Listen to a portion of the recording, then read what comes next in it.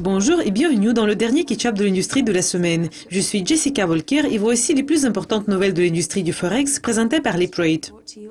Il semble que le numéro 13 n'est pas du tout un porte-malheur. Diego Rothstein de Gain Capital Holdings Inc. a acquis 9 250 actions en exerçant des options d'achat à 5,30 $ par action et encore 14 000 unités d'actions ordinaires à 4,40 $ par action.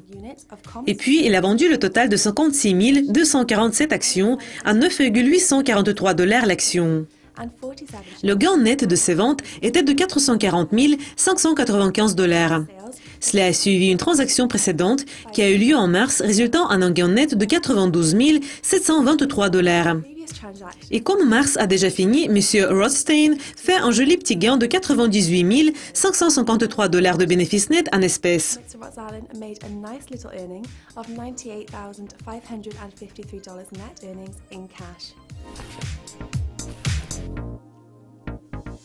La faillite n'est pas une perte pour tous. En moins de 3 mois de travail en tant qu'administrateur spécial sur l'insolvabilité d'Elperi UK, le spécialiste en matière de faillite KPMG aurait cumulé plus de 6 millions de $ en frais.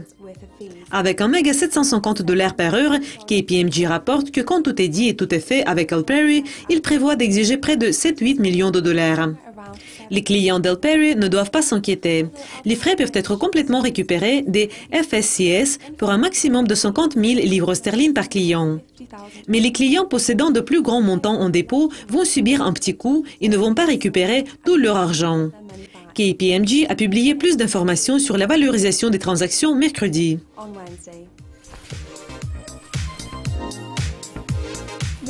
Hier, la société FX et CFD de détail Plus 500 Limited a annoncé une mise à jour de négociation pour les 3 mois se terminant le 31 mars 2015.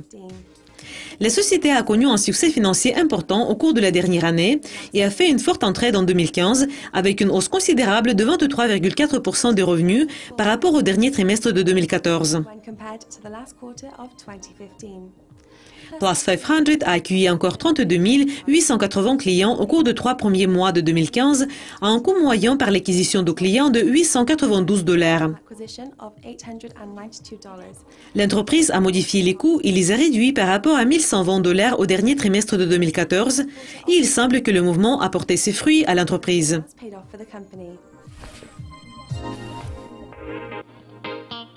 Le PDG du courtier intermédiaire britannique iCap, Michael Spencer, a déclaré que l'entreprise peut envisager de déménager à l'étranger si le Parti travailliste gagne les prochaines élections et Ed Miliband devient Premier ministre. M. Miliband a clairement expliqué sa position que les contribuables à haut revenu seraient fortement frappés s'il était élu. M. Spencer a déclaré que le modus operandi du Parti travailliste causerait un exode matériel des individus à revenus nets ultra et ultra élevés. Le PDG d'ICAP envisage de déménager la société en Amérique du Nord. Les structures de l'entreprise britannique diffèrent énormément de celles de l'Amérique du Nord, en ce que la Grande-Bretagne a une longue histoire du socialisme. Donc, les élections auront lieu dans quelques semaines. Comment le secteur financier de Londres va-t-il y réagir?